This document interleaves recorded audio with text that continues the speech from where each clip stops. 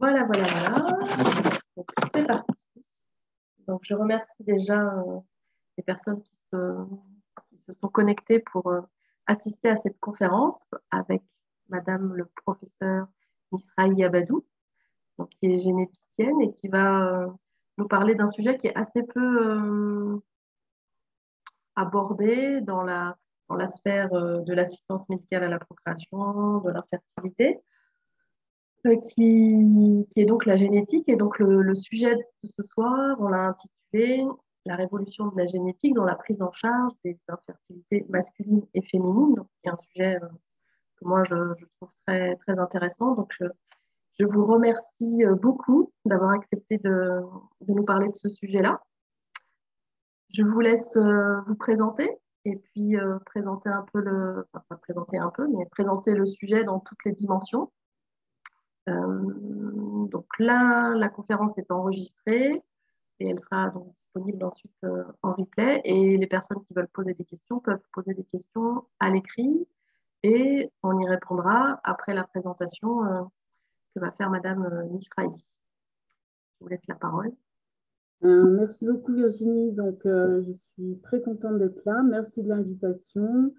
Et c'est effectivement une question importante, ce d'autant qu'il y a en ce moment le plan fertilité qui a été donc déclenché par le ministère de la Santé avec Salomé Berliou et Samira Mama qui coordonnent ce plan.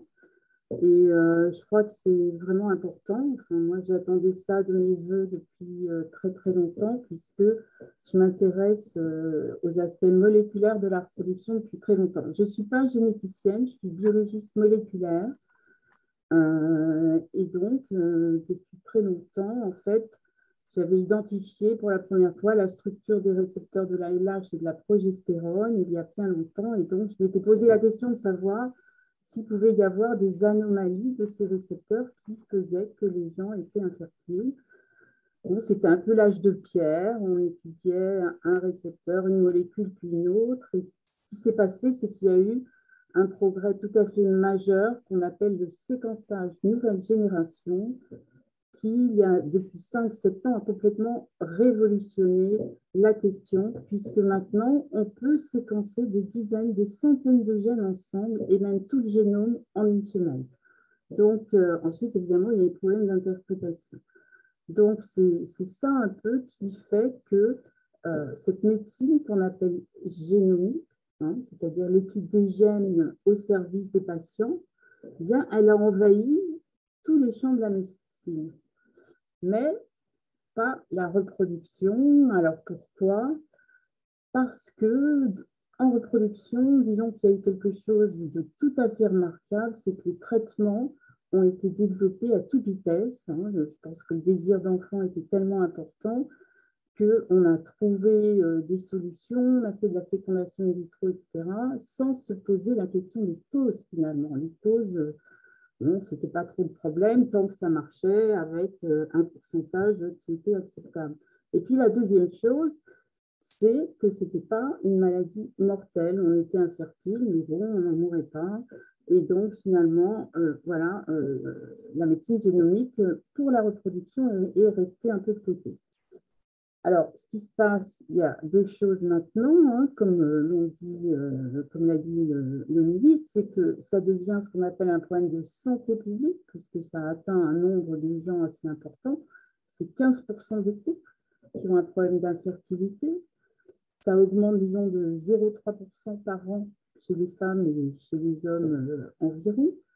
L'insuffisance ovarienne, qui est la cause la plus fréquente d'infertilité chez la femme, donc c'est presque 4% des femmes avant 40 ans. Donc c'est quand même assez considérable.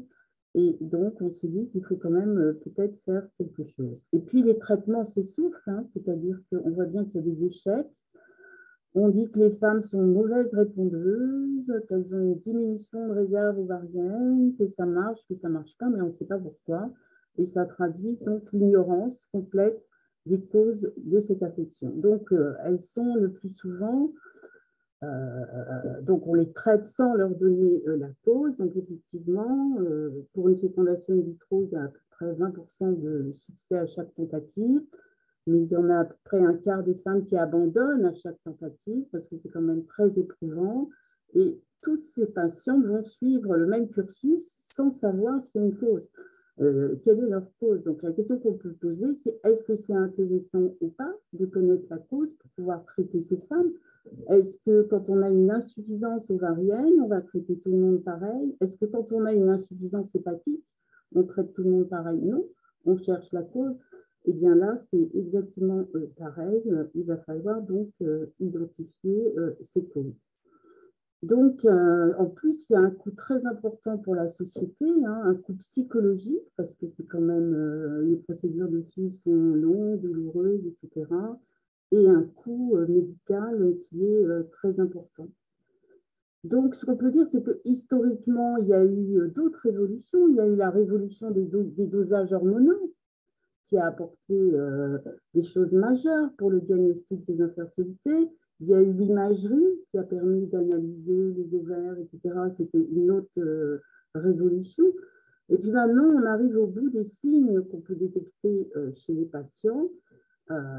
Ils ont finalement tous un phénotype, c'est-à-dire des signes qui se ressemblent, hein, et puis il y a un pourcentage important, on ne sait pas trop quoi faire.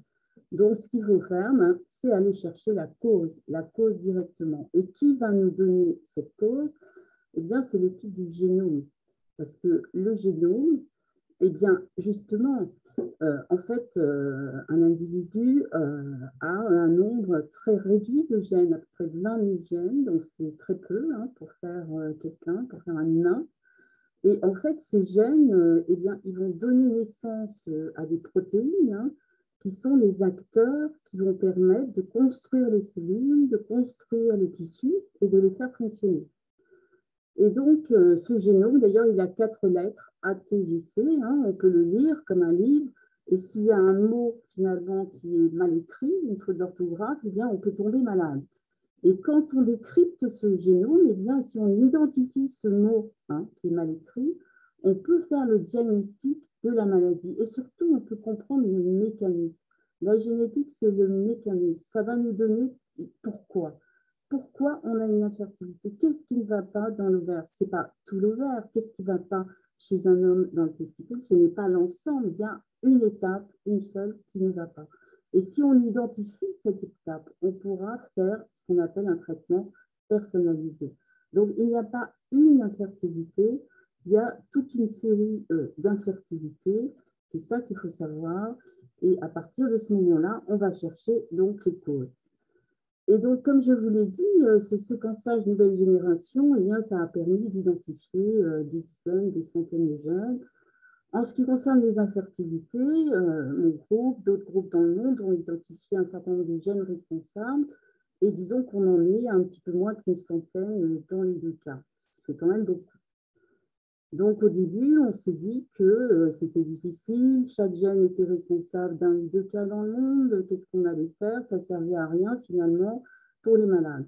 Et puis on s'est aperçu que si on les mettait tous ensemble sur ce qu'on appelle un panel de séquençage de nouvelle génération, on les étudie tous ensemble, les 80 ou la petite centaine de gènes, et qu'on étudie les patients, à ce moment-là, bien que chaque gène soit responsable de peu de cas, l'ensemble des gènes va donner un taux de positivité qui est vraiment très intéressant, disons entre 30 et 35% des cas. Donc, ça devient vraiment un diagnostic qu'on peut proposer aux patients en routine diagnostique, hein, ce n'est pas de la recherche, c'est du diagnostic aujourd'hui qu'on propose dans les hôpitaux universitaires. Et donc, moi, je travaille à l'hôpital Lucette. Et donc, c'est effectivement un diagnostic qu'on propose actuellement pour toutes les infertilités sans cause retrouvée. Et on est dans un blocage parce que moi, je m'occupe d'un enseignement qui s'appelle, c'est un diplôme d'université qui s'appelle génétique et reproduction. Alors, la première chose que je fais, c'est que je demande aux étudiants qu'est-ce que vous faites comme génétique quand vous voyez, parce que c'est un enseignement post-universitaire, donc ce sont des médecins diplômés. Je leur dis, qu'est-ce que vous faites quand vous avez un malade infertile, vous ne trouvez pas la cause? Alors, on fait une étude de ce qu'on appelle le karyotype, c'est-à-dire les chromosomes, parce qu'on sait que s'il manque un chromosome chez une femme, eh bien, c'est le syndrome de Turner, elle sera infertile. S'il y a un chromosome X qui manque, je veux dire, et s'il y a un chromosome X en plus chez l'homme, c'est le syndrome de Klinefelter, il sera infertile aussi. Bon. Et après, qu'est-ce que vous faites comme étude de gènes? Tout le monde me répond, le gène alpha-1 parce qu'il est responsable d'un syndrome qui s'appelle l'X fragile. Bon, je sais très bien, mais qu'est-ce qu'on faisait il y a 20 ans? Et tout le monde me répond exactement la même chose.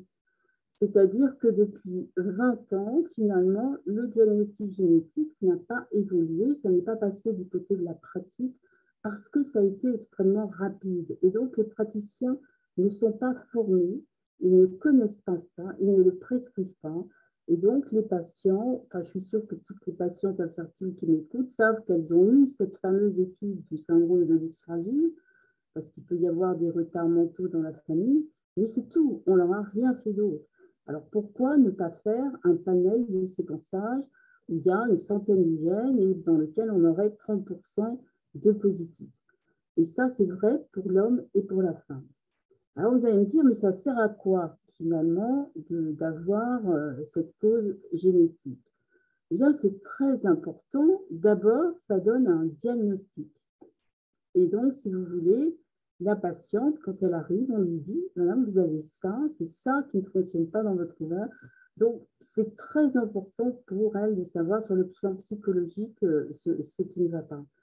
D'autre part, ça permet aussi une étude familiale, ça permet souvent de rassurer s'il y a une petite sœur, etc., parce que c'est rare, sauf dans les cas familiaux, qu'il y ait 2 cas dans la famille.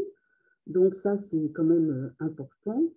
Et puis, ça va nous donner des éléments très importants sur ce qu'on appelle la réserve ovarienne. Autrement dit, on a tendance à dire qu'une femme qui n'a plus de règles, elle est ménopausée. Voilà.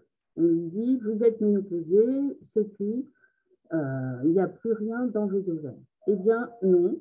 Nous avons montré, nous, avec une étude d'une série de plus de 300 patients, que plus de la moitié de ces femmes ont encore des ovocytes dans les ovaires. Donc, c'est quand même une information très importante à donner aux patients, aux patientes, et de leur dire non, pas du tout, ce n'est pas une ménopause, c'est simplement un blocage de la croissance de ces follicules. Ils sont petits, n'arrivent pas à grandir, il y a quelque chose qui ne va pas. Et il y a toute une série de gènes qui sont impliqués dans la croissance folliculaire et on les identifie petit à petit, on dit celui-là ne marche pas, celui-là ne marche pas, etc. Donc ça, c'est quand même quelque chose qui est très important. Quand le blocage est assez tardif, eh bien, on peut faire ce qu'on appelle de la maturation in vitro, permettre donc une maturation terminale. Et si le blocage est précoce, chez des femmes qui sont diagnostiquées tôt, parce que ces ovocytes ont tendance ensuite à se dégrader très vite, c'est pour ça que c'est quand même une semi-urgence de faire ce diagnostic. Eh bien, si le diagnostic est fait tôt, il y a des techniques maintenant qui se développent et qui permettent de débloquer la croissance de ces follicules in vitro. Donc, ce qui est fait dans plusieurs pays dans le monde, aux États-Unis, en Espagne, etc., c'est de prélever un petit fragment d'ovaire chez la patiente. Et puis, simplement en fragmentant ce fragment d'ovaire, eh bien, ça va redéclencher une croissance folliculaire. On regreffe ce fragment d'ovaire chez la patiente, on la stimule et au bout de quelques cycles, il y a eu des naissances. Alors au début, c'était des pourcentages qui étaient très faibles, mais on arrive maintenant à des pourcentages sur des petites séries de l'ordre de 20%, c'est-à-dire que 20% d'IOP, d'insuffisance ovarienne, qui ont une naissance évidente. Donc évidemment, il faut continuer, voir si c'est reproductible, voir s'il n'y a pas de complications avec cette technique, mais c'est un énorme espoir pour les patients. Ça veut dire que quand on voit une patiente qui a une insuffisance ovarienne, la question immédiate qu'on se pose, c'est est-ce qu'il y a une réserve ovarienne? Et ce n'est pas parce qu'elle n'a plus de règles qu'elle est ménopausée. Donc ça, c'est très, très important de le savoir. Donc, immédiatement, la génétique permettra de le dire, puisque la génétique nous dira il y a une altération de ce gène, et on sait que ce gène il n'empêche pas du tout l'établissement du capital folliculaire. Il va simplement bloquer la croissance du follicule. Donc, on ne voit pas pourquoi il n'y aurait plus de follicules, sauf si on attend trop. Donc, contrairement à ce qui est dans l'esprit des gens, on n'en meurt pas peut-être, mais les follicules, eux, ils en meurent quand même. Et donc, il faut faire le diagnostic très rapidement. Alors, la deuxième possibilité, c'est qu'effectivement, il y ait une anomalie de l'établissement de cette réserve. C'est-à-dire que chez la femme, vous savez que, contrairement à l'homme hein, qui produit toute sa vie des spermatozoïdes, chez la femme, c'est juste durant la vie anténatale qu'il y a un stock d'ovocytes qui est formé. Il y en a beaucoup au début, il y en a à peu près 7 millions au 7e mois de la grossesse. Et puis, ensuite, quand la méiose se produit, il y a une diminution très importante du nombre de follicules. Il n'y en a plus que 1 million à la naissance et 400 000 à la puberté, jusqu'à la ménopause où il y a, disons, moins de 1000 follicules ou plus du tout. Donc, on voit qu'il y a une diminution très importante de ce stock et qui va diminuer régulièrement tout au long de la vie, un petit peu plus rapidement, on en parlera après l'âge de 35 ans. Donc, s'il n'y a pas d'établissement de ce capital folliculaire, eh bien, on peut avoir quand même quelques follicules qui existent, hein, c'est tout à fait possible, mais ils n'arriveront jamais, ils ne sont pas normaux, on n'arrivera pas à une ovulation, on n'arrivera pas à une fécondation, on n'arrivera pas à une maturation ovocytaire. Et il y a des gènes qui nous indiquent que c'est comme ça. Ce sont des gènes impliqués dans la méiose, justement, dans la réparation de l'ADN.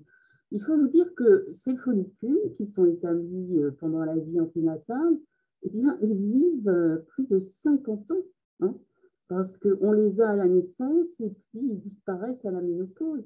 Donc, si on a une ménopause à 57 ans, ce petit ovocyte, il va vivre pendant 57 ans. Et donc, il va falloir qu'il se défende, parce qu'il va être agressé par le métabolisme, par des anomalies qui agressent son ADN aussi, ne serait-ce que les produits du métabolisme, les espèces réactives de l'oxygène, etc. Et donc, finalement, on s'aperçoit que plus il se défend, eh bien, plus finalement la ménopause va être retardée. Et s'il ne se défend pas bien, eh bien, on aura une ménopause qui ne sera pas pathologique, mais qui sera plus précoce. Et on s'aperçoit qu'il y a d'ailleurs un lien entre les gènes qui sont impliqués dans la variabilité de l'âge de la ménopause et les gènes qui sont impliqués dans l'insuffisance ovarienne. En fait, pour l'âge de la ménopause, vous avez des toutes petites anomalies, mais finalement, en s'ajoutant, on finit par avoir une ménopause un peu plus précoce. Si au contraire, on se défend bien, etc., ces gènes sont très actifs, on aura une ménopause qui peut aller jusqu'à 58 ans. Donc, il peut y avoir 15 ans d'écart de l'âge de ménopause, c'est énorme. Et en fait, dans l'insuffisance ovarienne, eh ben, ces mêmes gènes, on a vu qu'il y avait beaucoup de gènes qui étaient communs, ben non, eux, ils auront des mutations sévères et ça va s'arrêter d'un coup avant 40 ans. Donc, il y a vraiment un continuum entre les deux. Et donc, l'équipe des patients nous donne des informations très importantes sur comment ça fonctionne sur le plan physiologique et pourquoi ça s'arrête en pathologie. Donc, pourquoi, quand une femme a une diminution de réserve ovarienne, eh bien, souvent, la première chose qu'on se dit, c'est « Ouh là là, on va la stimuler avant qu'il n'y ait plus rien », et puis elle rentre dans un processus de fécondation in vitro, un échec, des échecs, etc. Tandis que si on fait la génétique, eh bien, on s'aperçoit que cette femme, quand ah ben non, de toute façon, elle a des gènes qui vont impacter justement ce processus de méiose, ce processus de réparation de l'ADN, donc ce n'est pas la peine, même si on arrive à avoir quelques ovocytes, finalement, ils seront peu fonctionnels ou pas fonctionnels du tout. Ou bien au contraire, on s'aperçoit que cette femme, eh bien, elle a une diminution de réserve qui finalement, c'est vrai, peut-être parce qu'elle a un certain âge et que le diagnostic a été fait tardif, mais qu'elle a un blocage au niveau de la maturation. Et cette femme-là, eh bien, au contraire, il faudra peut-être l'encourager. Donc, décourager les patientes de rentrer dans un processus long qui est très douloureux, hein, subir des stimulations pendant plusieurs jours et ensuite des ponctions éventuellement sous anesthésie générale, etc., pour savoir que finalement ça va échouer, eh bien c'est quelque chose, à mon avis, il faut y réfléchir. Donc c'est pour ça qu'il faut connaître les causes. Et nous, on a déposé un projet pilote au niveau de l'agence de biomédecine, justement, pour revoir le parcours des femmes dans les processus de FIV, de fécondation in vitro, en fonction justement des données très importantes que nous donne la génétique donc sur l'étude des causes. Ça, c'est vraiment quelque chose qui est important. Alors, évidemment, pour l'instant, on a une positivité de l'ordre 30 à 35%, mais tous les mois, il y a des nouveaux gènes qui sortent grâce à ces techniques de séquençage du génome. Et donc, le pourcentage ne peut qu'augmenter. Et puis, une autre chose qui est très importante, c'est que l'infertilité, ça peut être le signe d'appel d'autres maladies, finalement. On sait que les femmes qui sont infertiles sont plus à risque. C'est des très anciennes études qui l'avaient montré, des études épidémiologiques. Eh bien, elles avaient montré que ces femmes avaient plus de risques d'avoir certaines maladies, que ce soit des maladies cardiovasculaires, métaboliques, que ce soit même, vous savez, la fréquence du cancer du sein chez la femme, eh bien, pour elles, c'était un tout petit peu plus fréquent. Donc, c'est quand même une question qu'il faut se poser. Quel est l'état de santé de cette femme? Eh bien, il y a des gènes, justement, des gènes de métabolisme, des gènes de réparation de l'ADN qui sont anormaux chez certaines de ces femmes et qui vont attirer notre attention sur le fait qu'il faut les prendre en charge, faire un bilan complet pour prévenir l'apparition de toutes ces pathologies. Donc, on a finalement une occasion unique, parce que souvent elles sont jeunes, de faire ce diagnostic et de prévenir les pathologies. On appelle ça des comorbidités qui peuvent survenir associées à cette infertilité, hein, que ce soit parfois même, donc je vous ai dit, des pathologies cardiovasculaires ou autres. Donc ça, c'est très important et c'est quelque chose, c'est l'occasion, si vous voulez, de faire un bilan complet. Donc il faut vraiment que les gens travaillent ensemble parce que ça sera extra-gynécologique et il faut donc qu'il y ait toute une équipe qui puisse prendre en charge si cela, ça existe. Donc on voit qu'il y a des conclusions qui sont énormes pour la prise en charge des patients. Alors devant ça, qu'a fait le ministère? Alors, moi, je dirais que le ministère a fait vraiment ce qu'il fallait, puisqu'il a développé en particulier à partir de 2018 un plan donc, qui s'appelle le plan France Médecine Génomique. Donc, vouloir mettre au service des patients justement l'étude du génome. Donc, il a développé 2 plateformes nationales qui sont capables de séquencer des centaines de génomes de façon rapide. Et ils ont fait un appel d'offres dans toute la France pour savoir quelles étaient les pathologies finalement qui étaient intéressantes pour ça. Et ils ont reçu, je crois, 75 demandes la première fois en 2018. Moi, j'ai proposé l'insuffisance ovarienne en expliquant justement que ça pouvait vraiment être important pour la prise en charge des patients. Et bien sur moins de 10 pathologies hors cancer, l'insuffisance ovarienne a été choisie dès 2019. Donc le ministère a dit c'est une priorité nationale et donc il s'est intéressé immédiatement à la génétique en reproduction. Et donc effectivement, toutes les patientes qui ont une étude, je vous dis qu'on étudie un peu moins de 100 gènes, si c'est négatif, on peut les présenter sur ces plateformes et elles auront une étude du génome complet grâce à ces 2 plateformes du ministère et donc pour essayer de trouver un nouveau gène responsable. Mais il faut pour ça qu'il y ait au moins 2 apparentés pour trier justement toutes les anomalies qu'on trouve. On trouve des milliers d'anomalies quand on compare des génomes, donc pour pouvoir identifier la cause. Et donc, c'est quand même un progrès énorme parce que ça a souligné, le ministère a souligné l'intérêt de cette génétique en reproduction et pourtant le message passe difficilement. Et ensuite, en 2021, donc très récemment, au mois de juillet, le ministère a reconnu des laboratoires de référence pour toutes les maladies rares et également d'autres maladies qui ne sont pas des maladies rares. Et il a reconnu donc des laboratoires de référence et donc mon laboratoire est reconnu comme référent pour les infertilités génétiques chez la femme et l'homme. Donc là encore, c'est très important que les praticiens et que les patients sachent donc qu'il existe d'une part des centres de référence cliniques où ils peuvent s'adresser, ils peuvent avoir une liste et là il y a vraiment des experts cliniciens pour les prendre en charge et il y a des laboratoires, pas beaucoup en France, hein, essentiellement 2 pour l'infertilité parce que justement il n'y a pas beaucoup de monde qui s'y intéressait, mais qui sont des laboratoires experts qui permettent de faire un diagnostic très actualisé, très complet, et qui sont donc là justement pour pouvoir donner cette chance aux patientes d'avoir ce qu'on appelle une médecine qui est une médecine personnalisée. Donc, je crois que tout ça est très important et le ministère, en plus, il faut encore le remercier, lance ce plan fertilité centré sur l'identification des causes et pas sur les traitements. Donc, c'est quand même une grande première, hein. Et en soulignant évidemment les causes environnementales, mais aussi les causes génétiques. Donc, je crois que c'est un message qu'il faut faire passer et qu'il faut faire passer de façon importante. Donc, pour ça, il faut, je crois, former les praticiens, leur expliquer tout ça. Et il faut vraiment, et c'est très bien ce que vous faites, parce qu'effectivement, il faut vraiment qu'il y ait une politique d'information de la population, mais il faut aussi former les médecins, hein, pour qu'ils connaissent tous ces développements et effectivement pour que tous ces problèmes de fertilité, d'une part, soient discutés beaucoup plus largement et que, comme pour toute la médecine, la génomique rentre, si vous voulez, dans la pratique, justement, pour aider au diagnostic et aider au traitement. Donc, voilà un petit résumé, ce que je voulais vous dire. Et si vous avez des questions, bien sûr, on peut continuer la discussion. Merci.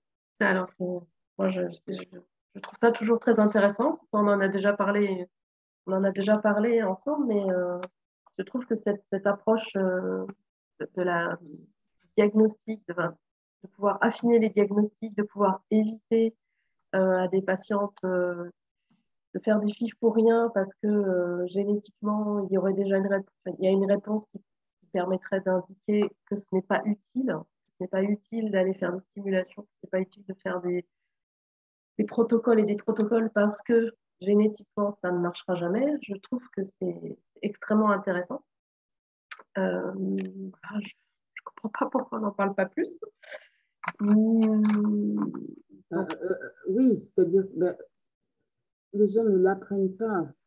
Si vous voulez, moi aussi, pendant mes études, voilà, quand je vous dis qu'on étudie un seul gène, mais chaque année, je le demande, et ensuite les étudiants sont stupéfaits. Enfin, c'est des étudiants, mais c'est des médecins, ils sont stupéfaits. Ils disent, mais on ne nous a jamais dit ça. Et quand je leur dis, mais qu'est-ce que vous faisiez il y a 20 ans, ben, ils me disent ben, la même chose. Je ne crois pas qu'il y ait un domaine de la médecine où il y a 20 ans, on faisait la même chose. Et la génétique, il faut voir que c'est un outil, c'est pas autre chose, hein. C'est pour ça que je le compare au dosage radioimmunologique pour le dosage d'hormones, etc. Maintenant, on a cet outil. On est capable de faire des choses extraordinaires, de pouvoir lire tout cet ADN et de pouvoir identifier finalement là où ça bloque. Ah, c'est extraordinaire, donc il faut s'en servir. Il faut s'en servir et puis évidemment, quand on connaît la cause, à ce moment-là, c'est évident qu'on peut orienter les choses. Et je crois qu'il faut arrêter effectivement. Qu'est-ce qu'on fait chez l'homme? Alors là, c'est extraordinaire. Parce qu'un homme, quand il a une azéospermie, hein, c'est-à-dire qu'il n'y a aucun spermatozoïde éjaculé, la première chose qu'on va faire, c'est qu'on va voir si on ne peut pas récolter des cellules germinales à l'intérieur même du testicule. C'est-à-dire que chirurgicalement, mais c'est beaucoup plus facile évidemment chez l'homme, on va opérer et on va voir si on peut avoir des spermatozoïdes, hein, qui ne sortent pas mais qui sont là, ou des formes immatures. Eh bien, chez la femme, ça va être pareil. C'est-à-dire que chez la femme, on peut faire, mais la femme, c'est une réelle intervention, c'est quelque chose de lourd, hein, pour aller prendre un fragment ovarien. Donc, il faut qu'on ait un autre argument. Et cet argument, ça va être la génétique qui va nous dire, comme je vous l'ai expliqué, ben non, ben, ce gène, il n'empêche pas du tout l'établissement du capital folliculaire. Et il faut savoir qu'il n'y a pas d'éléments pour mesurer la réserve ovarienne. La réserve ovarienne, c'est des follicules qu'on appelle primordiaux, qui sont tout petits. Et alors, à l'échographie, évidemment, c'est quelques microns, donc on ne peut pas les voir. Et le seul dosage qu'on a, qui est l'AMH, l'hormone antimillérienne, ne les détecte pas. Elle ne détecte que les follicules qui ont des cellules de la granulosa et qui sécrètent cette hormone, et surtout les gros follicules. Donc, si vous avez une réserve ovarienne, et même abondante, hein, et sans ces fameuses cellules de la granulosa, eh bien, l'AMH sera nulle, l'échographie sera nulle, la femme n'a plus de règles, et on lui dit, voilà, vous êtes ménopausée. Eh bien, c'est complètement faux. Donc, ça, c'est des notions aussi que la génétique nous a appris et dans lesquelles on a été très surpris. On s'est dit, tiens, Et à partir du moment où les traitements vont également très vite, parce que là aussi, ce qui est important de savoir, c'est qu'en même temps, on est capable maintenant de faire maturer ces petits follicules tout petits de quelques microns, de déclencher leur croissance de façon à ce qu'ils arrivent ensuite à des stades matures. Et ensuite, on va pouvoir les fonctionner et faire une fille, etc. Donc, c'est en parallèle, je dirais, les progrès médicaux, thérapeutiques et les progrès diagnostiques qui permettent donc ce grand espoir finalement pour les femmes et ce grand espoir, donc, justement, pour traiter un certain nombre d'infertilités, pas toutes, hein, mais je vous ai dit, dans notre série, il y a au moins 55% des femmes qui avaient des anomalies de gènes qui pouvaient laisser un capital folliculaire. Simplement, nous, on en a étudié certaines, bah, c'était 10 ans après le diagnostic, à ce moment-là, il ne reste plus rien. Donc, c'est pour ça que je dis que c'est quand même une semi-urgence de faire ce diagnostic.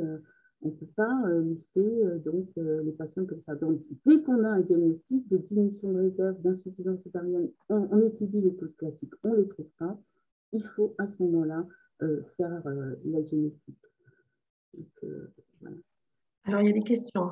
Donc, il y a des questions de médecins ou de futurs médecins. Donc là, et puis après, il y a des questions plus de patientes. Donc, que pensez-vous de la transformation des fibrocytes? Alors, j'ai jamais entendu parler j'ai jamais entendu ce Oui, terme-là, en ovocytes ou en spermatozoïdes.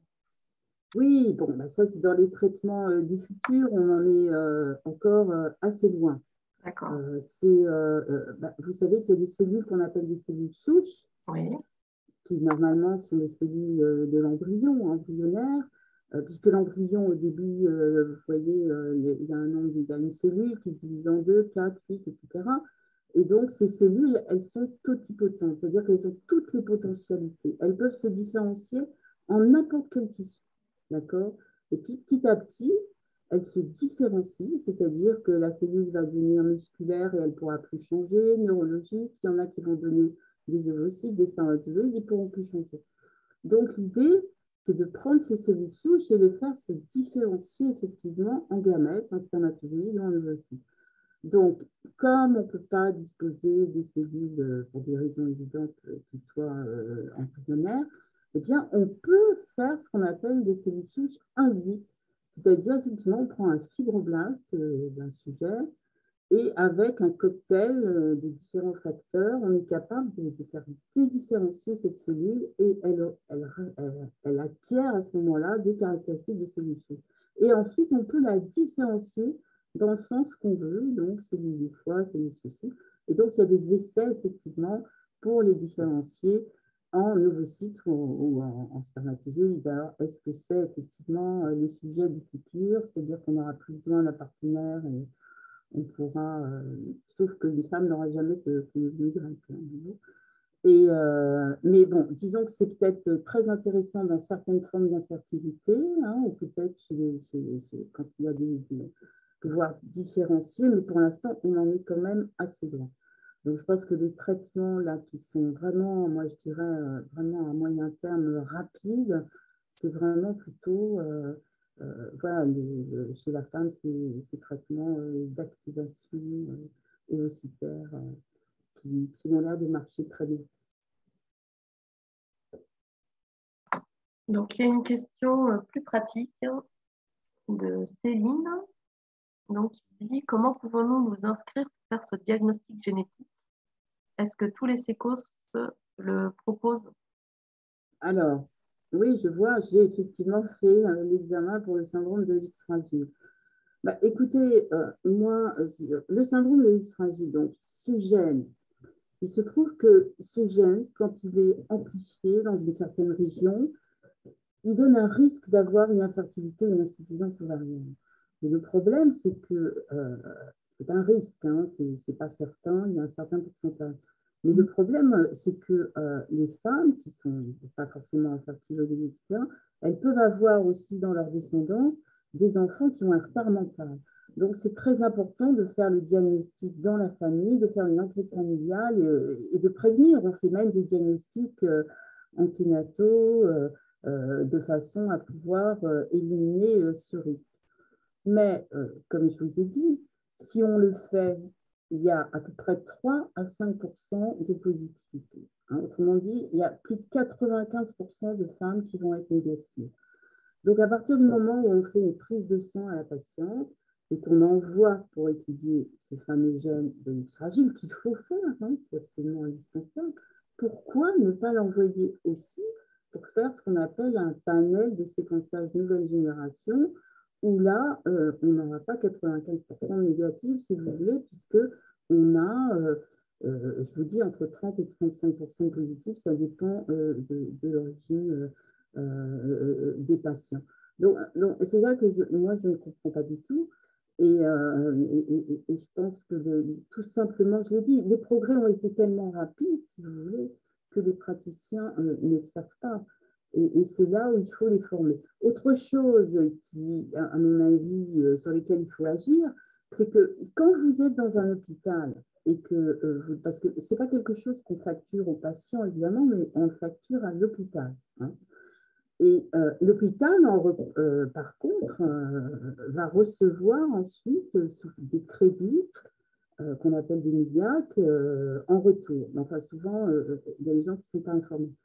Mais les directions d'hôpital souvent acceptent de payer des examens pour des myopathies, des cardiomyopathies, des maladies comme ça très sévères, ils acceptent. Mais j'ai eu beaucoup de retours où les gens me disent on voudrait le faire, mais c'est notre direction qui refuse de payer lorsque c'est une question d'infertilité. Alors là, moi, je dis, pourquoi le ministère, sur 75 dossiers, a sélectionné l'insuffisance ovarienne avant les autres? Parce que, effectivement, le ministère, moi, j'avais expliqué, j'avais présenté le dossier devant la Haute Autorité de Santé, et j'ai expliqué qu'on pouvait, d'une part, effectivement, évaluer un pronostic de fertilité, éviter à des femmes des parcours longs, douloureux, coûteux pour la société et qui ne servent à rien, et d'autre part, détecter des comorbidités, les prévenir, y compris maladies cardiovasculaires, des tumeurs, etc. Et donc, au moins, le diagnostic, je dirais, il est utile, pas seulement pour l'enquête familiale, mais il y a, si vous voulez, des conséquences qui sont importantes pour la patiente et pour sa famille. Hein. C'est-à-dire, si elle a une petite sœur qui n'a pas encore d'insuffisance ovarienne, il faudra lui faire immédiatement une préservation de la fertilité si jamais elle est porteuse aussi de l'anomalie génétique. Donc, il y a vraiment, il y a des choses, et c'est ça que demandait le ministère, à quoi ça va servir, voilà. Donc là, moi, je dirais que je me lève complètement contre ça et je pense qu'il y a vraiment une information à faire.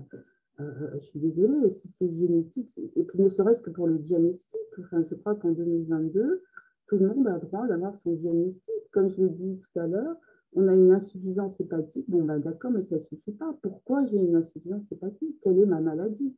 J'ai une insuffisance ovarienne, ben, d'accord, mais pourquoi? Qu'est-ce qu'il y a qui ne va pas, hein? Et ce n'est pas comme ça qu'on va faire avancer les connaissances et les traitements des patients. En plus, c'est un réel problème de santé publique. Quand on vous dit qu'il y a 15% des couples qui sont infertiles, il y a quand même intérêt quand même, à s'intéresser aux causes. Voilà, ce n'est pas en refusant les examens qu'on va faire avancer les choses. Donc, je pense qu'il faut aussi former les administratifs, former tout le monde. Je crois que... Mais c'est parce que ça a évolué très vite et c'est parce que, comme je vous le dis, les traitements ont été extrêmement rapides et que tout le monde pense que de toute façon, si on envoie la patiente en file ou le patient, ben, finalement, voilà, ça va peut-être bien se terminer. Donc, je crois qu'il y a une formation générale. Alors, en pratique, comment il faut faire? Moi, je suis patiente, j'ai des problématiques, j'arrive pas à avoir un enfant avec mon conjoint, donc je m'adresse à un gynécologue spécialisé en AMP. Et ensuite, comment ça se passe? Est-ce qu'on peut... Eh bien, la première chose, c'est de faire effectivement d'éliminer toutes les causes, hein, les causes toxiques, virales, infectieuses, chirurgicales, chimiothérapie, etc., qui peuvent altérer évidemment la fertilité. Ça, c'est la première chose. Donc, il y a tout un bilan à faire. Hein, voilà. Ensuite, la première chose qu'on fait, c'est le cariotype, hein, l'étude des chromosomes, parce que si on manque un chromosome X ou qu'on a un chromosome X en plus, ou si on a des bouts de chromosomes, etc., des cassures, ça explique tout à fait la pathologie, c'est pas d'aller plus loin. Mais à partir du moment où on étudie un gène, le gène responsable du syndrome de l'X fragile, qu'on faisait il y a 20 ans. Pourquoi on n'étudie pas les autres? Donc, je crois qu'à ce moment-là, il faut informer et les patients peuvent demander, bah oui, mais j'ai appris qu'il y avait un panel, etc. Pourquoi on ne fait pas ce panel? Donc, si la patiente est suivie dans un centre de référence, on le fera automatiquement parce qu'ils sont au courant. Mais c'est vrai que, bon, c'est tout à fait normal. Comme je vous ai dit, c'est des choses qui ont été prévues. Et donc, dans les services de gynécologie, etc., ils ne sont pas forcément au courant. Donc, il suffit de demander une étude génétique d'infertilité. Et cette étude génétique comprend en parallèle, et non pas successivement, hein, parce que quand on a 95% de négatifs, ce n'est pas la peine de faire attendre.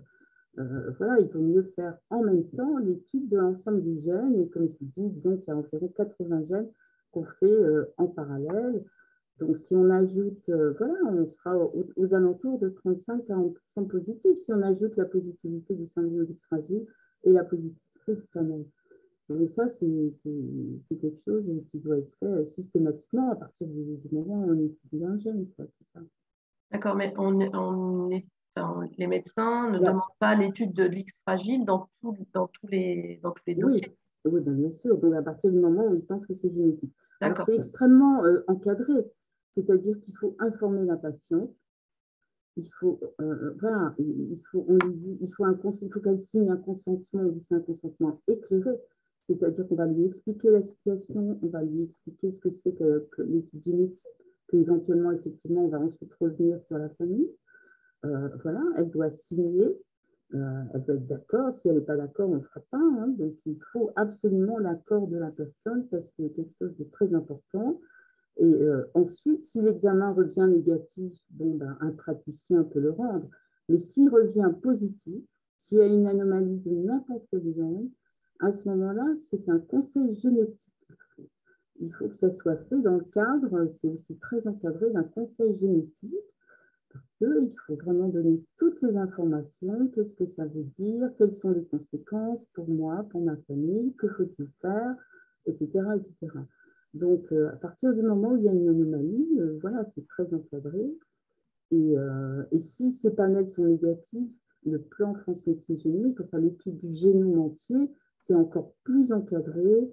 Il y a une réunion nationale pour décider quels sont les patients qui seront étudiés.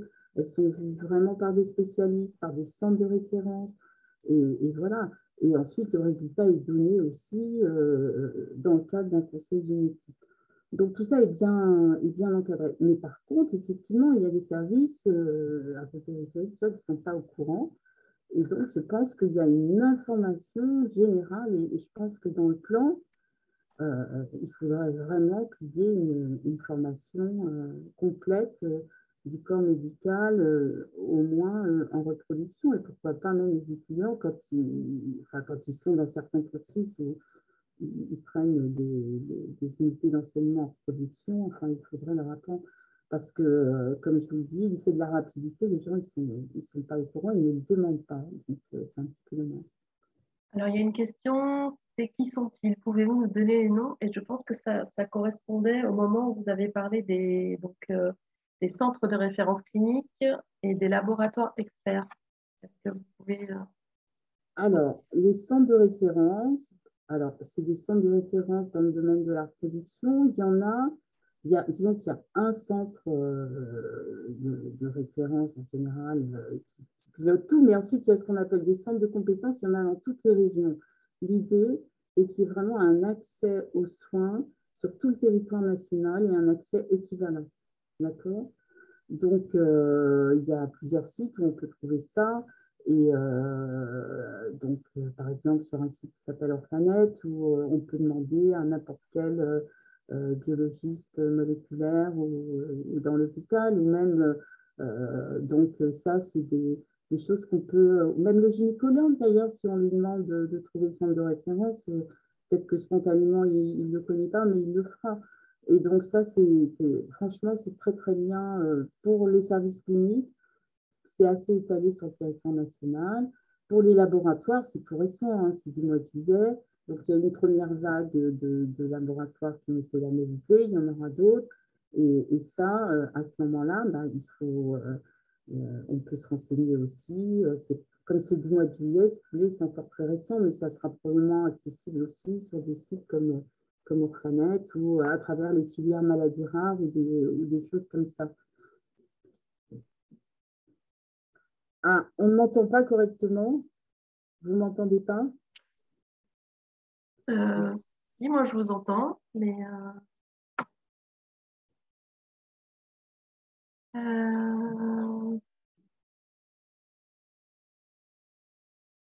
alors là, il y a un grand message.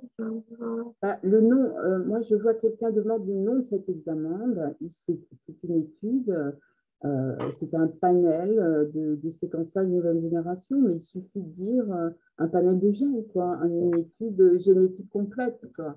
Mais bon, le praticien. Et ça, c'est quelque chose qu'un patient peut discuter avec son médecin et peut.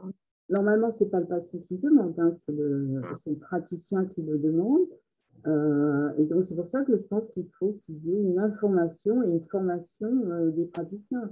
Maintenant, effectivement, moi, je me pose la question et je la pose de savoir pourquoi les gens font un gène et pas les autres. Alors maintenant, il y a peut-être des signes d'appel tout à fait particuliers, mais bon, c'est quand même… si effectivement, il y a un retard mental dans la famille, alors on pense immédiatement à ce gène. Hein, vous voyez, donc il y a parfois une raison claire pour faire. Sinon, il n'y a aucune raison et à ce moment-là, il faut faire une étude complète. Je crois surtout qu'il faut lutter contre l'idée ça ne sert à rien, on n'en meurt pas, ce n'est pas une maladie grave. C'est ça surtout qu'il y a dans l'idée des gens. Ça ne changera rien au traitement. Vous voyez, c'est ça l'idée. Et que, comme disait quelqu'un, peut-être qu'on n'en meurt pas, mais pas avoir d'enfant, pour certains, hein, c'est extrêmement grave. Hein. Donc, voilà, la gravité, c'est peut-être pas aux autres de la juger non plus. C'est à la personne de savoir quelle souffrance elle va avoir. Donc là, la personne qui parlait du fait qu'elle a fait donc il y a eu un test justement sur le X fragile, donc qui est revenu négatif, et que rien d'autre ne lui a été proposé. Donc, dans la perspective de ce que vous nous expliquez, l'autre option, ça serait d'aller un peu de chercher sur d'autres gènes. Absolument. Donc, moi, je ne sais pas, c'est peut-être quelqu'un que j'ai étudié, j'en sais rien qu'on m'a envoyé. Enfin, je ne peux pas dire hein, comme ça. Je ne sais pas où cette patiente a été étudiée. Peut-être que l'étude a été faite tout à fait correctement. Hein, je n'en sais rien. Mais si l'étude est incomplète, l'idée, c'est quand même de la compléter, ça c'est sûr. Donc, bon, la patiente peut tout à fait demander à son praticien si elle a eu une étude génétique complète de combien de gènes, et tout ça, c'est tout à fait possible de le demander, hein, puisqu'il y en a maintenant à peu près, je vous dis, enfin, nous, on en fait 80, hein, donc voilà, donc effectivement, ça, c'est quelque chose qui peut se demander, hein, enfin, tout à fait, on a le droit de le demander, hein. Donc voilà. Alors, je ne sais pas s'il y a une indication, comme je vous le dis, si c'est une indication, ou alors peut-être qu'il y avait une indication à faire uniquement un gène, c'est possible aussi. Mais à ce moment-là, il faut le justifier. Et le médecin peut justifier en disant, ben non, écoutez, chez vous, il y avait vraiment une indication à faire que, rechercher que cette cause pour cette raison-là. Donc là, c'est difficile de répondre, mais on peut, je veux dire, un patient a tout à fait le droit de discuter avec son médecin, heureusement, et de demander des clarifications. Hein. Alors là, il y a des questions très techniques. Je pense qu'il faut que les gens s'inscrivent à votre formation que vous proposez. Ah oui, alors, sur le... il y a des médecins qui sont intéressés. Tout à fait. Alors, moi, je vais vous dire, j'organise un diplôme d'université qui s'appelle Génétique et Reproduction. Et je vous engage vraiment à y aller parce qu'il y a 45 enseignants de toute la France. C'est vraiment les plus grands experts en reproduction qui enseignent. Alors que moi, j'ai fait des demandes un petit peu dans toute la France à tous ces experts et ils m'ont tous répondu oui, parce que justement, c'est un enseignement qui me manquait. Et donc, c'est vraiment, moi je vous dis, c'est grâce à eux, c'est vraiment un enseignement de très grande qualité. Et là, vraiment, donc, c'est les experts eux-mêmes qui enseignent, c'est pas moi, souvent, voilà, sinon on peut se mettre nous-mêmes à enseigner différentes choses, qui enseignent eux-mêmes. Et c'est vraiment tous les aspects de la génétique dans le domaine de la reproduction, que ce soit en préconceptionnel, que ce soit du diagnostic génétique d'infertilité, que ce soit la génétique en PMA, que ce soit le diagnostic préimplantatoire, les nouvelles thérapies comme celles dont je vous ai parlé. Donc, c'est un enseignement qui est vraiment très complet. Donc, je vous engage vraiment éventuellement à m'envoyer un mail. Donc, ça, je peux peut-être mettre mon mail si vous voulez dans le chat. Je ne sais pas si. Parce que là, la personne Oui, demande donc ça, quel genre de panel, quel panel de gènes vous utilisez. ça je ne vais pas vous donner comme ça la liste parce que ça serait vraiment. Bon, ça risque de faire un peu long.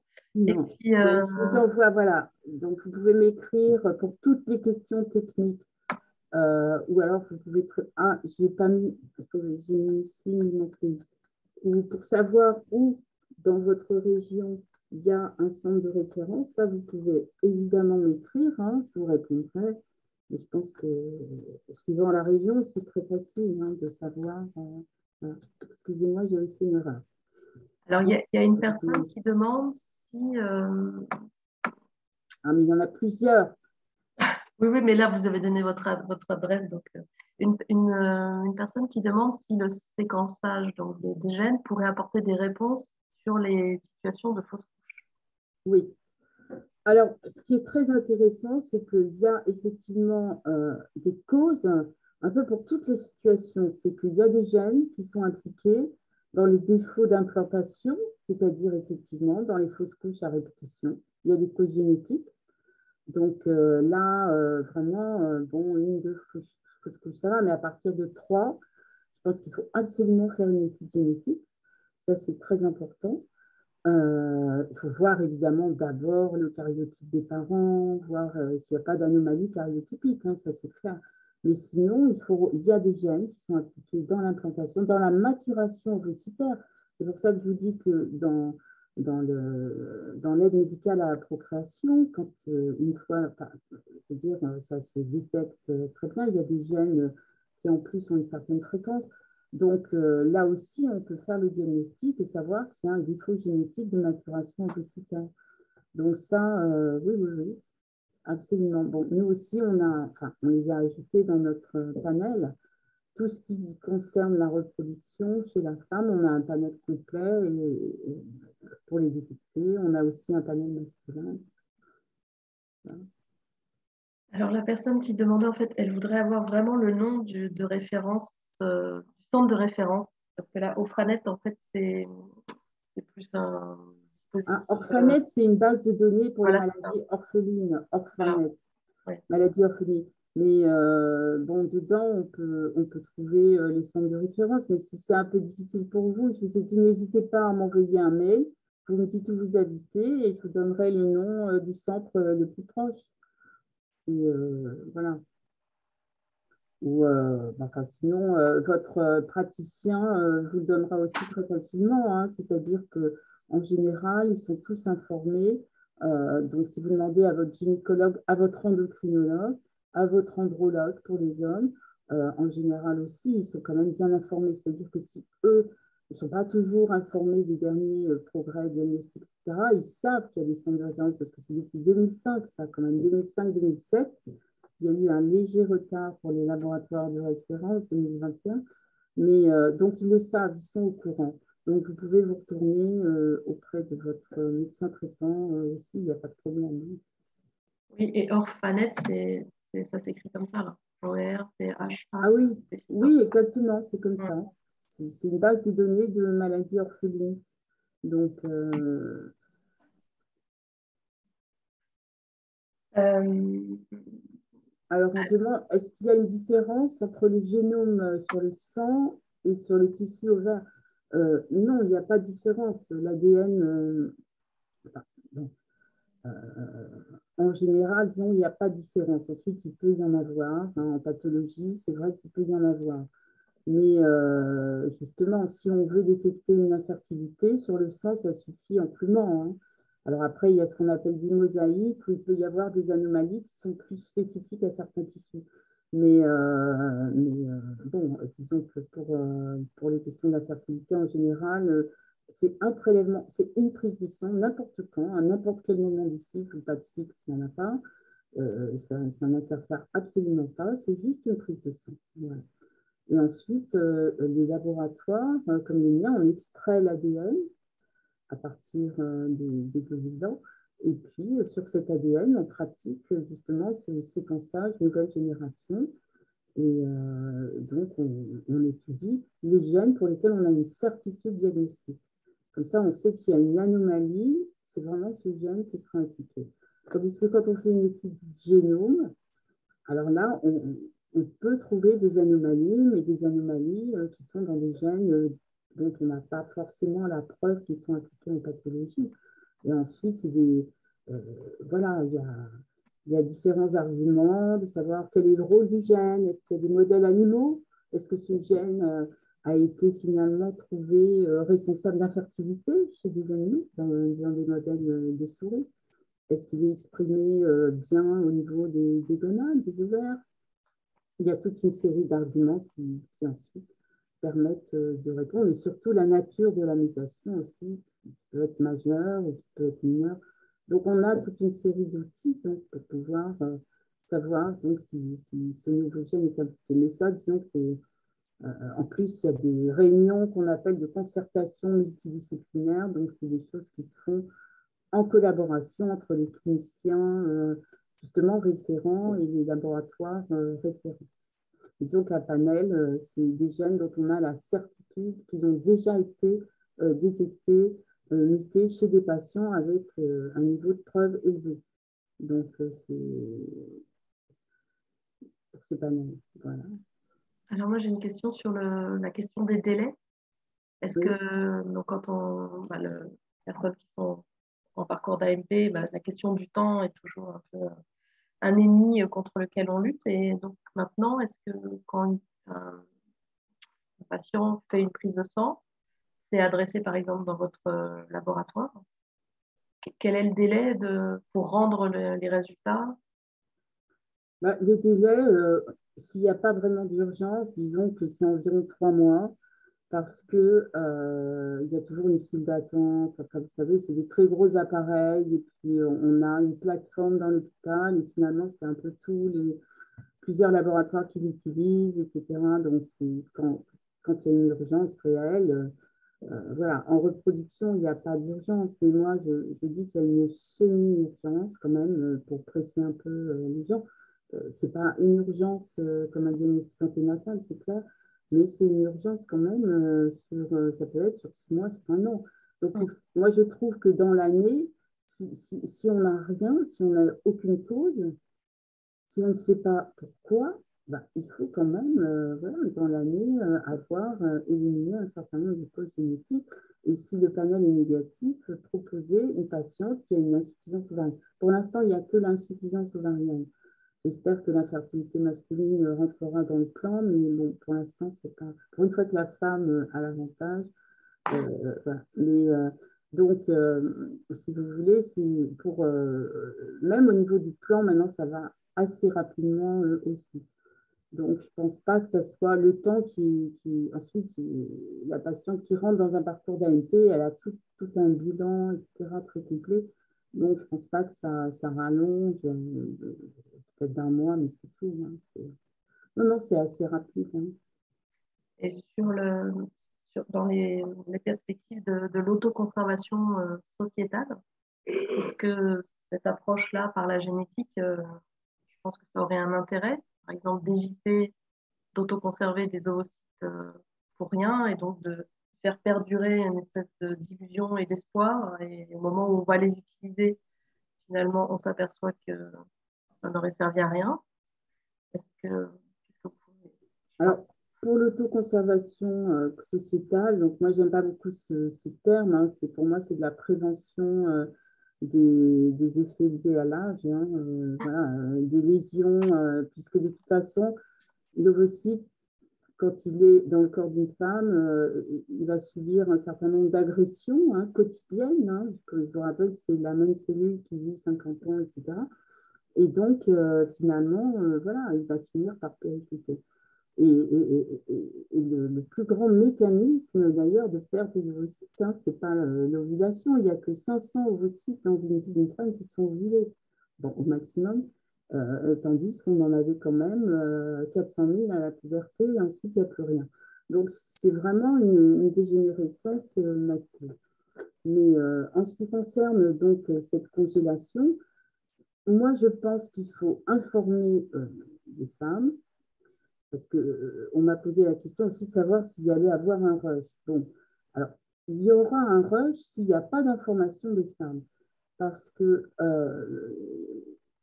si vous voulez, bon, c'est vrai que la loi est passée maintenant et qu'il y aura possibilité donc, de conserver, disons, entre l'âge de 29 à 37 ans, hein, parce qu'effectivement, si c'est trop jeune, ça ne sert à rien, puisque la femme, d'ailleurs, c'est ce qu'on a vu dans d'autres pays, hein, où c'est autorisé depuis des années, bah, il y a beaucoup plus de chances de rencontrer quelqu'un et de faire un enfant naturellement. Pourquoi subir quand même, ce qui est quand même une intervention et c'est quand même un protocole lourd, d'autant plus qu'on attend. Bon. Donc, après 37 ans, c'est la qualité de l'ovocyte qui, voilà, et qui diminue, ce qui fait que là où on a besoin de 25 ovocytes pour avoir pratiquement 100% de chances d'avoir une naissance vivante avant 35 ans, ben après, on a plus de 45% de chance. Donc, il faudra doubler le nombre d'ovocytes. Donc, ça veut dire encore plus de stimulation, encore plus de... Et ça devient vraiment extrêmement lourd. Donc, je crois qu'il faut vraiment informer les femmes. Puis moi, je dis toujours, il y a une question qu'il faut poser, qui est gratuite, qui ne coûte rien et qui est peut-être le meilleur prédicteur finalement de l'âge de la ménopause, c'est l'âge de la ménopause de la mère. Parce qu'il y a 87% de concordance entre l'âge de la ménopause de la mère et des filles. Donc c'est quand même énorme hein, comme concordance. Et je ne crois pas qu'on ait un autre outil qui soit aussi bon que celui-là. Donc, bon, c'est sûr que la femme va avoir un bilan hormonal, un bilan échographique, etc., qui donnera aussi, voilà. Mais je pense qu'il faut informer de la pénibilité, il faut informer les femmes. Il faut voir que dans les pays étrangers où ça a été fait, il y a une série belge, une série espagnole sur 2000, 3000 femmes. Eh bien, il y a 3% en Belgique, 9% en Espagne de femmes ensuite qui sont revenues chercher leurs ovocytes. Donc, vous voyez, c'est aussi quand même tout un coût, c'est très lourd. Et non, parce que finalement, elles ont rencontré quelqu'un. Voilà. Mais l'intérêt que ça aura, c'est de trouver des ovocytes. Si les femmes ensuite les donnent pour le don, comme on n'a pas de donneuse, et que là, il y a un grand déficit hein, pour le don d'ovocytes, puisqu'on envoie même les patientes qui veulent des ovocytes en don on les envoie à l'étranger, en Espagne, il y a même une certaine couverture par la sécurité sociale pour les envoyer. Donc là, vraiment, ça sera, je dirais, une compensation très importante. Ces femmes pourront donner, si elles ne s'utilisent plus, elles auront la possibilité soit de les donner pour la recherche, soit pour en don de aussi. Donc voilà. Mais je crois qu'il faudrait mais je crois que l'agence de biomédecine a commencé, et c'est très bien, vraiment des campagnes d'information. Hein, pour le faire, pas trop tôt, pas trop tard, euh, voilà, à bon escient, et puis il faut vraiment que les femmes soient informées. Alors là où vous avez tout à fait raison, c'est de dire que si on s'aperçoit à cette occasion, après un bilan, qu'il y a une diminution de réserve, qu'il y a un problème, alors moi je dis, pourquoi attendre l'insuffisance ovarienne? Vous comprenez? Pourquoi attendre l'arrêt des règles et tout? Alors là, je suis parfaitement d'accord avec vous. Il faut à ce moment-là rechercher toutes les causes hein, possibles, toxiques, etc. Et puis, si on ne trouve rien, effectivement, faire aussi un bilan génétique. Ça, je suis tout à fait d'accord avec vous. Et moi, je dis même, il y a des check-ups de fertilité ou des choses comme ça qui sont proposées. C'est pareil. Moi, je dis, si c'est fait, hein, je ne donne pas un avis, il faut le faire, il ne faut pas le faire. Par exemple, il y a des gens qui disent que ça peut inquiéter les femmes, etc. Mais je dis, si c'est fait et qu'on trouve une anomalie, il faut aller jusqu'au bout pour rechercher la cause, là encore. Hein, et savoir qu'est-ce qu'on va en faire de cette anomalie et pas juste, vous voyez. Donc, je pense qu'effectivement, ça peut donner je pense que cette congélation dite sociétale, ça peut permettre effectivement de prévenir un certain nombre de situations qui sinon iraient jusqu'à l'insuffisance ovarienne. Ça, tout à fait. Ça, c'est vrai. Alors, il nous reste 2 questions et puis là, on sera arrivé presque à 1 heure. Quel test utilise dans les laboratoires pour l'analyse ADN autre que le séquençage? Est-ce qu'il y a une relation de causalité entre l'infertilité et les modifications épigénétiques? Quel chapitre de vos cours? Oui, ça, je viens cours. Alors, pour analyser l'ADN, il y a d'autres techniques. Oui, c'est-à-dire que nous, on cherche des mutations, c'est-à-dire des petits remaniements de l'ADN. Vous voyez, c'est la biologie moléculaire. Après, les cytogénéticiens, ils vont rechercher des plus grands remaniements. Hein, ça peut être des anomalies chromosomiques qu'on voit. Alors là, c'est vraiment très grand au karyotype. Ou maintenant, il y a il y a des techniques qui peuvent voir des remaniements qui sont plus petits. Donc ça, c'est vrai. C'est vrai aussi que les techniques de séquençage du génome permettront de tout voir. Donc ça va être formidable. Autant les toutes petites mutations que les remaniements plus importants. Donc ça, c'est des choses qui évoluent très vite et qui probablement feront que si vraiment ça se... si vraiment il y a un accès facile et si vraiment les praticiens utilisent ces plateformes, hein, parce que moi j'ai l'impression qu'elles sont quand même un peu sous-utilisées, eh bien à ce moment-là, effectivement, il y aura des gros progrès à ce niveau-là. Est-ce qu'il y a une relation de causalité entre la fertilité et l'éducation épigénétique? euh, Enfin, j'ai envie de vous dire qu'il peut y avoir effectivement des modifications épigénétiques. Ça, c'est clair qu'il peut y en avoir. Alors, seule une infertilité soit due à des modifications épigénétiques, alors là, ça doit être quand même extrêmement rare, mais ça peut, c'est des choses qui peuvent aggraver, hein. C'est tout à fait possible que ce soit des facteurs, qui soient des facteurs aggravants, hein. Donc voilà. Bon, il n'y a pas d'autres questions. Je ne sais pas si vous vouliez ajouter quelque chose. Moi, je trouve que c'est vraiment intéressant parce que c'est vrai que dans beaucoup de situations, quand même, les patients se retrouvent dans une espèce d'impasse, soit de renouveler des tentatives et des tentatives sans trop savoir pourquoi, comment. Je trouve que voilà, cet aspect génétique, comme vous le disiez au début, n'est pas assez investi dans cet C'est-à-dire que aspect infertilité. Donc oui, moi je pense qu'il faut chercher la cause par tous les moyens. Il ne faut pas rester sur un syndrome. Et voilà, l'infertilité, l'insuffisance ovarienne, ce n'est pas des maladies, c'est des syndromes. C'est un ensemble de signes qui font ce qu'on appelle un syndrome. Mais ce n'est pas la cause. Et donc, notre rôle de médecin à nous, c'est vraiment par tous les moyens disponibles à notre époque, c'est de chercher la cause. Et de cette cause, pourra éventuellement développer, on pourra éventuellement ensuite associer des traitements. Donc, je crois que les médecins de la reproduction ont été très mal habitués par le développement aussi rapide des traitements, hein, de fécondation in vitro, hein. Et ça, c'est quelque chose qui pèse lourd dans ça. Parce que c'est vraiment une situation unique, hein, dans les autres.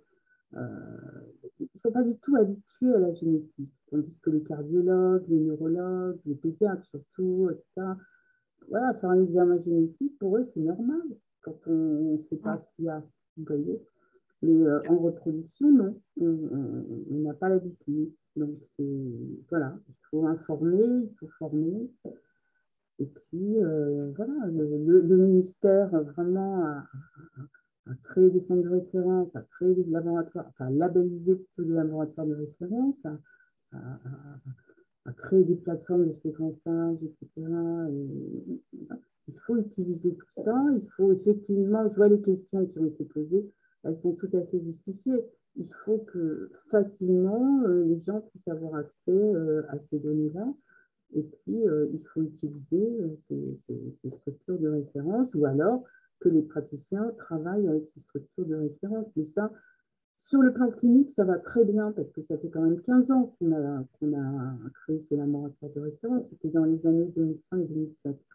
Alors, sur le plan biologique, ça va être un petit peu plus long. Alors, mon mail, je l'ai mis un peu plus haut, mais bon, je peux le remettre si vous voulez.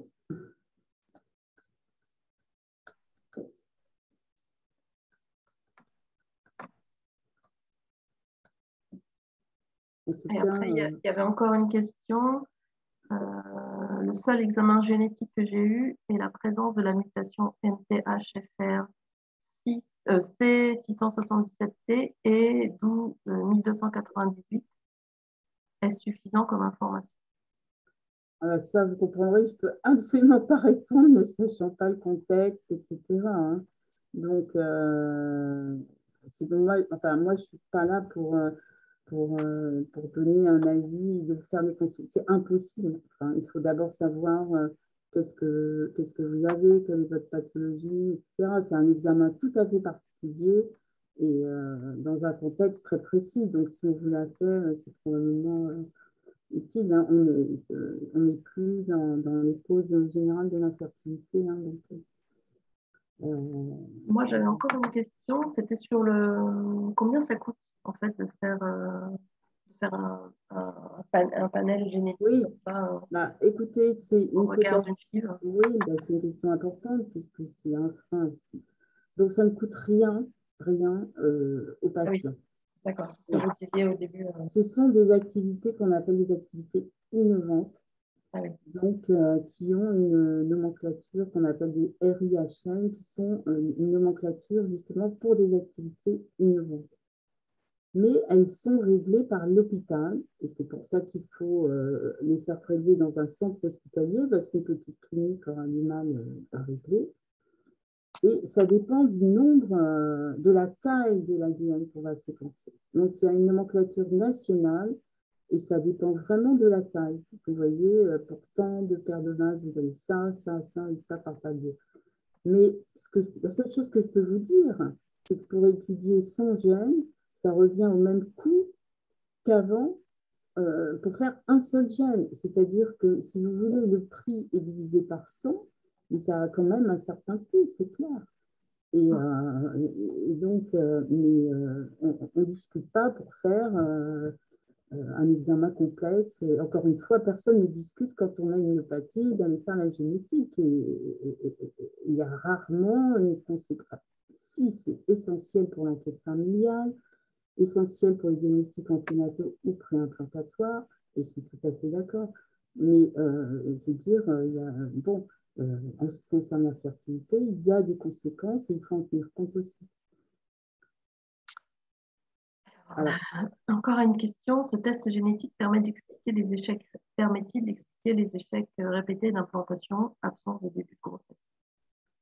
oui, alors comme je l'ai dit tout à l'heure, un échec d'implantation répété, enfin, vous savez, hein, d'une façon générale, tout ce qui est répété, on ne trouve pas la cause. Ah ben, voilà, on ne peut pas éliminer le fait qu'il y ait une cause génétique, hein, parce que il y a des gènes qui sont impliqués dans les fausses couches répétées et les défauts d'implantation. Ça, clairement, oui. Donc ça, c'est vrai. Même les anomalies de fécondation, hein, c'est-à-dire que normalement, il y a une fusion entre la membrane du spermatozoïde et de l'ovocyte. Pour faire, eh ben, il y a des gènes qui empêchent cette fusion, enfin, des mutations de gènes qui font qu'il n'y a pas la fusion entre les deux membranes. Donc voilà, donc c'est pour ça que bon, bah, le laboratoire de référence vraiment va analyser toute cette bibliographie, va rajouter tous ces gènes dans ces panels. Voilà, ou alors peut-être que dans le futur, on fera, ce qui serait bien d'ailleurs, d'emblée des génomes complets à tout le monde. Mais le problème, c'est les équipements. C'est qu'on n'a pas les équipements pour faire ça. Dans l'idéal, c'est ce qu'il faudrait faire. C'est qu'il faudrait d'emblée étudier l'ensemble du génome quand on a une suspicion d'anomalie génétique. Comme ça, on aurait vraiment la vision sur l'ensemble du génome. Donc là aussi, voilà, il y a un problème d'équipement. Peut-être qu'il faudrait aider les laboratoires de référence au moins pour pouvoir faire, non pas peut-être des génomes mais des exomes, mais il y a un problème d'outils. Là, j'espère que le plan résoudra aussi ce problème de moyens. Alors, il y a encore une question. Donc, après avoir eu un résultat positif pour un gène, la prise en charge, est-ce qu'il y a une thérapie ciblée pour chaque mutation, par exemple? Alors, les thérapies ciblées pour des mutations, c'est rare. Ça existe, hein. Ça a été fait dans certains domaines avec des résultats exceptionnels. Je pense par exemple à des molécules qui restent trappées dans les cellules, qui n'arrivent plus à sortir. Et en donnant ce qu'on appelle une chaperone, c'est-à-dire une protéine qui va venir chercher cette molécule à l'intérieur de la cellule et la faire sortir, on est arrivé vraiment même vraiment à des très bons résultats. Mais c'est quand même assez limité, hein. Mais c'est peut-être toujours pour les mêmes problèmes que l'infertilité. C'est encore un sujet qui a du mal à exister en tant que tel dans la recherche. Ça. Oui, Ou c'est parce que c'est sur la génétique, c'est sur les thérapies ciblées en façon oui, générale. si c'est une question générale, oui, ça existe, mais pas pour chaque mutation. Non, c'est quand même des choses qui sont très rares, hein, cette thérapie ciblée. Et donc, en reproduction, ça a été fait, hein, aussi. Il y a un ou deux exemples, mais bon, ce pas des choses qui sont utilisées sur le plan général, hein.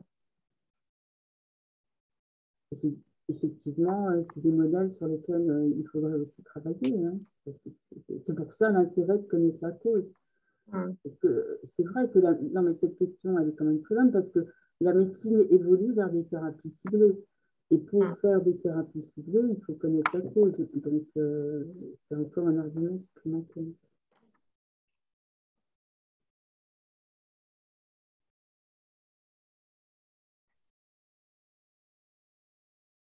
Alors, il y a quelqu'un qui me dit, c'est quoi l'intérêt pour l'étude du génome pour tous les patients?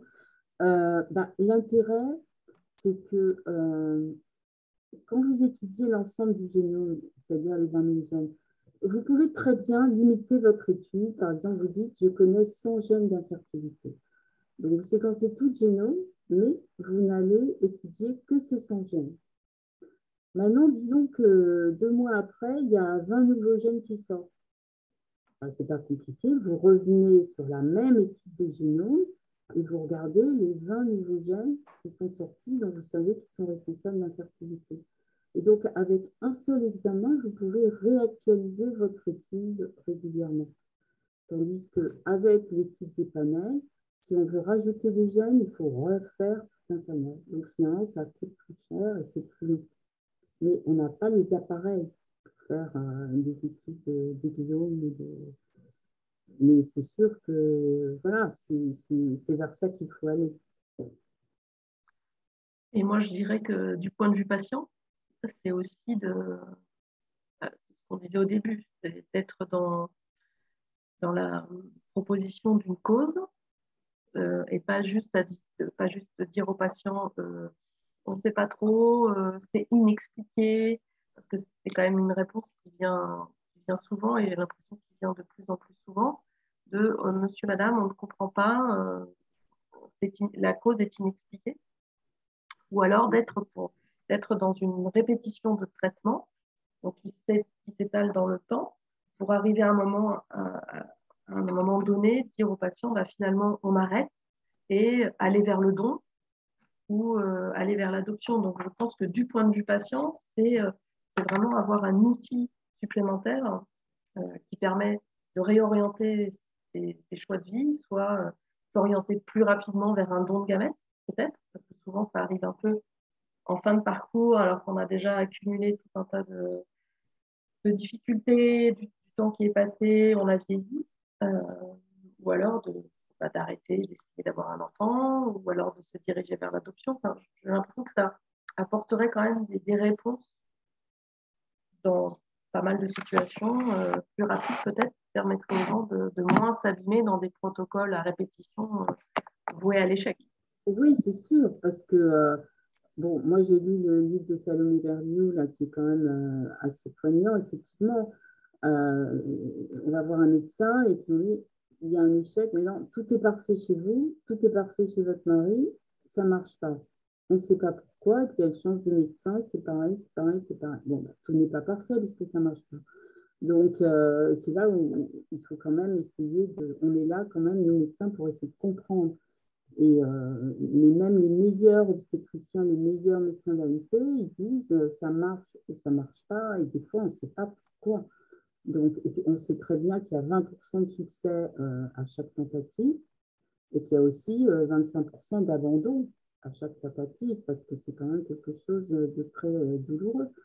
Donc, si effectivement, comme vous le dites, c'est exactement ça, on pouvait encourager les femmes qui ont quand même une chance d'y arriver, parce que la génétique dit, bon, ben, il n'y a pas, il n'y a pas quelque chose de dramatique sur ces ovocytes, etc. Normalement, elle est là, tout en freinant les autres, mais il faut leur accord, on leur explique, c'est la femme qui prend la décision, mais on lui dit, voilà, faites ce que vous voulez, mais il y a quand même, nous, on voit qu'il y a un impact qui fait que voilà, vous avez quand même des ovocytes qui ont ce problème et ce problème-là, avec là. Donc, effectivement, je pense que il faudrait modifier le parcours de certaines patientes et leur permettre donc d'avoir un enfant, mais le plus rapidement possible et de la façon la plus efficace. C'est ça finalement qui est intéressant et qui est important, de ne pas pouvoir s'acharner si on n'a aucune chance et si on a des ovocytes de mauvaise qualité. Donc, c'est exactement ça.